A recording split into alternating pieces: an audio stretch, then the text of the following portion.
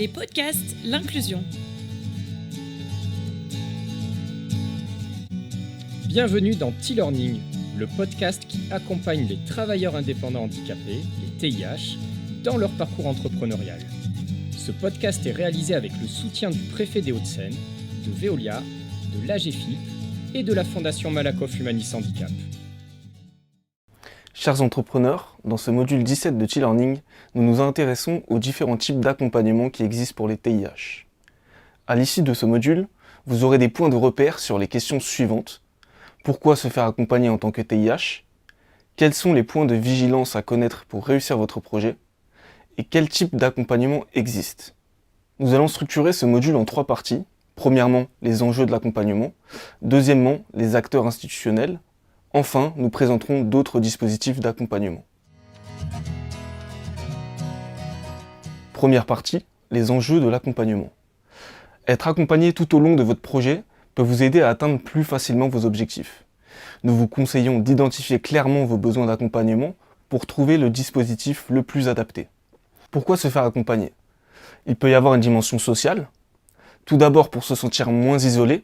En effet, selon les travailleurs indépendants et plus spécifiquement ceux en situation de handicap, la solitude est une difficulté prédominante dans leur vie professionnelle. L'accompagnement peut alors permettre de ne pas rester seul dans l'aventure entrepreneuriale et de rester motivé. Être accompagné est aussi un moyen de se poser les bonnes questions, qu'elles soient liées à votre motivation, à votre personnalité ou encore à votre situation sociale. C'est aussi s'assurer que votre mode opératoire est bien compatible avec votre situation de handicap et répond à vos besoins sur l'organisation de votre travail, la compensation ou d'autres problématiques sociales comme le logement. Enfin, l'accompagnement peut être bénéfique pour avoir le point de vue d'un professionnel. Les acteurs de l'accompagnement évoquent souvent les difficultés qu'ont certains entrepreneurs à se confronter à la réalité. Réalité du marché, mais aussi de leur situation de handicap.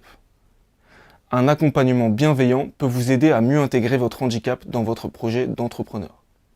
La dimension administrative mérite aussi d'être considérée dans la décision d'être accompagné.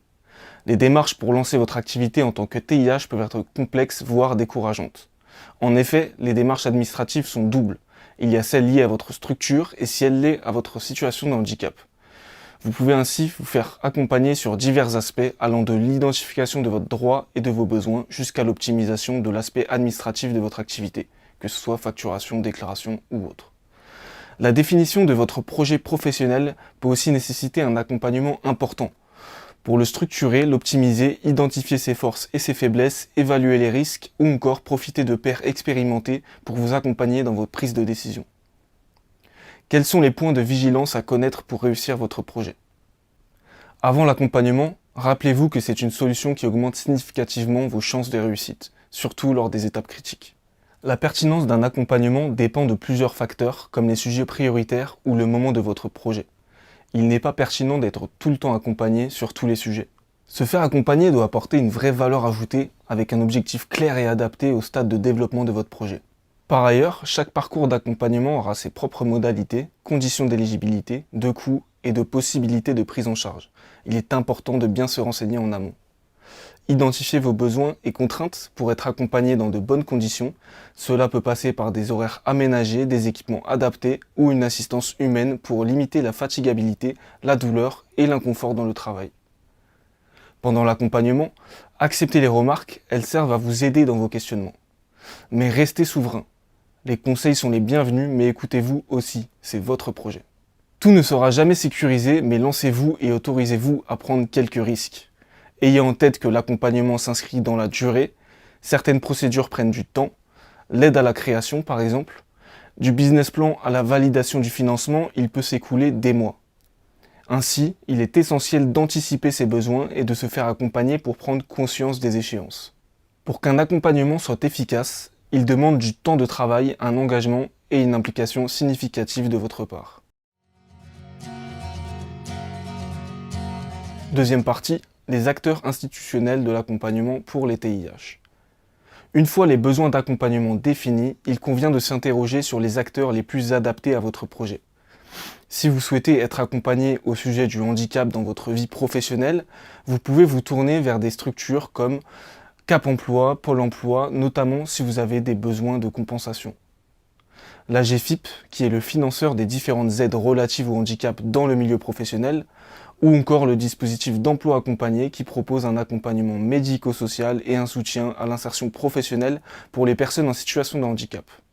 Si vos besoins se situent principalement sur les étapes de création et de structuration d'activités, nous vous conseillons de vous orienter vers le NACRE, Nouvel Accompagnement pour la création ou la reprise d'entreprise, qui est une compétence des régions. Mais aussi les prestataires du marché de l'aide à la création de l'AGFIP, tels que la BGE, les chambres de métiers et d'artisanat, et d'autres services selon votre localité. Vous pouvez également vous renseigner auprès d'incubateurs, pépinières, couveuses, coopératives d'activité et d'emploi, ou d'autres dispositifs dédiés à l'entrepreneuriat. Troisième partie, les autres dispositifs d'accompagnement. Des structures comme HUP Entrepreneur et l'Inclusion proposent des dispositifs d'accompagnement dédiés aux travailleurs indépendants en situation de handicap, à la fois sur les volets sociaux et administratifs, mais aussi sur le volet entrepreneurial. Que ce soit pour l'accès à la formation ou la réalisation d'un bilan de compétences, vous pouvez faire appel à des organismes spécialisés.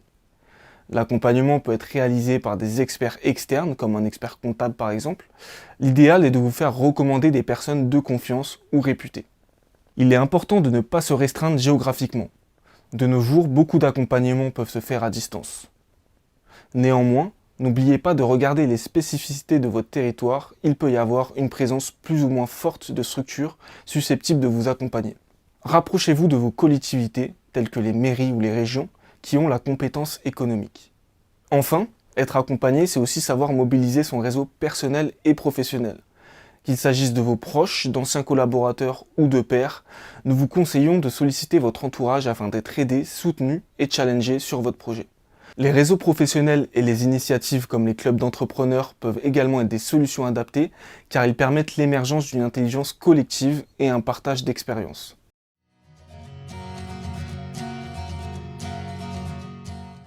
Pour conclure ce module, comprenez que l'accompagnement donne de l'élan. Identifiez vos besoins et vérifiez les conditions d'éligibilité afin de trouver le dispositif qui vous correspond. Si cela est pertinent, faites appel à plusieurs structures d'accompagnement en ayant bien en tête qu'elles doivent être complémentaires car cela demande du temps. Dans le doute, tournez-vous vers les services publics de l'emploi. En résumé, l'accompagnement est salutaire pour lever certains freins, gagner en confiance et mener à bien votre projet. Merci d'avoir écouté cet épisode réalisé par l'Inclusion avec le soutien du préfet des Hauts-de-Seine, de Veolia, de l'AGFIP et de la Fondation Malakoff Humanis Handicap et en partenariat avec HUP Entrepreneur. N'hésitez pas à commenter, à partager, à vous abonner à ce podcast et à lui mettre des étoiles pour contribuer à un monde du travail plus inclusif.